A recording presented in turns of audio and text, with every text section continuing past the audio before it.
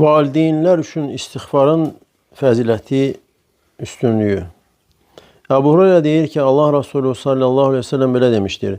İzə mətəl insanu inqata anhu aməluhu illə min thələtin.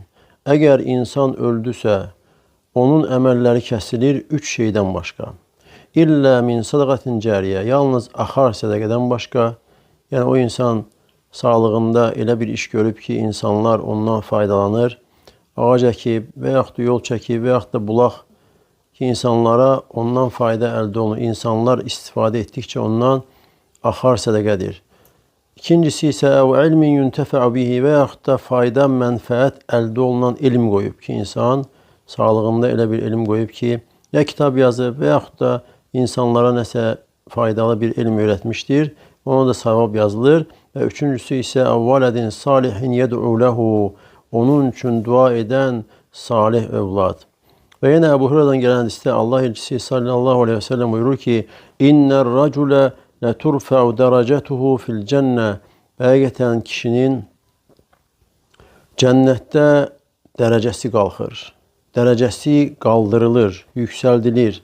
Və deyir ki, Ənnə li hədə. Bu mənə hardandır? Yəni, nə üçün mənim dərəcəm cənnətdə bu qədər qalxır? Və ona deyilir ki, bistiğfari vələdikələk, sənin övladının sənin üçün istiğfar, bağışlanma diləməsinə görə.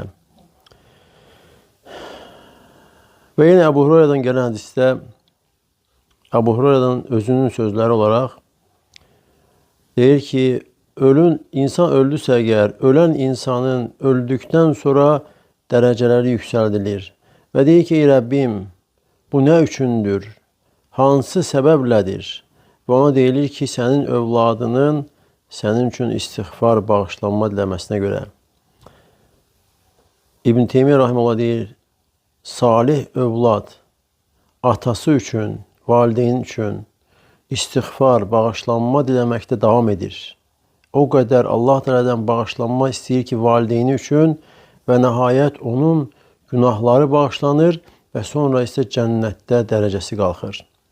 Və salih övlad da istər oğlan, istər qız uşağı olsun, insanın öz belindən gələn övladlarıdır. Və həmçinin övladının da övladları, yəni nəvə nəticəsi də insanın salih övlad zürriyyətinə daxildir. Və onların fayda, mənfəəti ata-babaları üçün davam edir, salih, qəbul olunan duaları ilə və həmçinin onların adına çıxartdığı sədəqələrlə. Və övladın valideyn üçün istiğfarı, bağışlanma diləməsi olduqca mühümdür. Və bunun savabı həm övladlara vardır və həmçində valideynləri üçün də fayda, mənfəət vardır ki, günahları bağışlanır və həmçinin cənnətdə dərəcələri qalxır. Allah Teala'dan istəyirəm ki, bütün müsəlmanların günahlarını bağışlasın. Həm sağ olan və həmçinin ölənlərin.